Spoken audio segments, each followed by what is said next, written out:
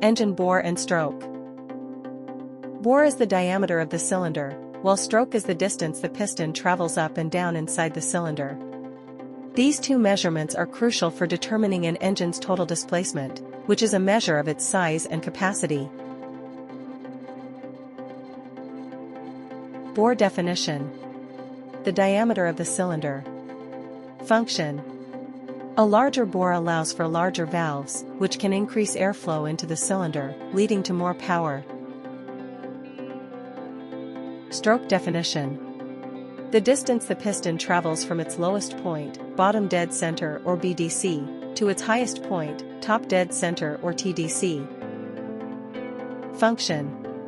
A longer stroke increases the engine's torque output.